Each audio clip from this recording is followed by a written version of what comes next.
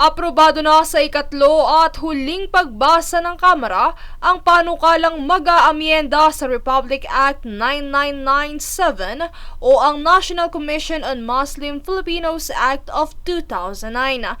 Ito ay matapos sa aprubahan ng Kamara de Representantes nitong Martes ang House Bill No. 10867 na layong magbigay ng mas magandang serbisyo sa mga Muslim na Filipino pilgrim sa pamamagitan ng pribatisasyon ng taunang Islamic Pilgrimage o Hajj.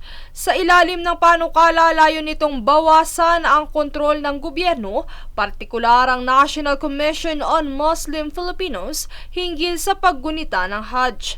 Nakapaloob din dito na ang mga pilgrim ay bibigyan ng kalayaang pumili ng kanilang nais na ahensya, serbisyo at flight para sa kanilang pilgrimage.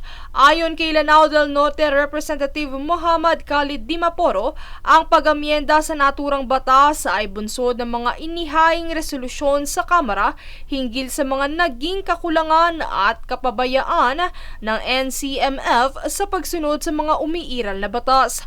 Dagdag pa ni Dimaporo, dahil sa isa ang Hajj sa 5 haligi ng Islam, ito ay mahalaga sa paniniwala ng mga Muslim, kaya't nararapat niya na mapangasiwaan ng wasto at matiyak ang maayos na pagsasagawa nito taon-taon. Kaya naman sinulong ng Committee of Muslim Affairs na higpitan ang kontrol ng NCMF patungkol sa pagsasagawa ng Hajj pilgrimage at ipasa na lamang sa pribadong sektor. Ang panukala ay nakatanggap ng 168 affirmative votes at 3 negatibong boto.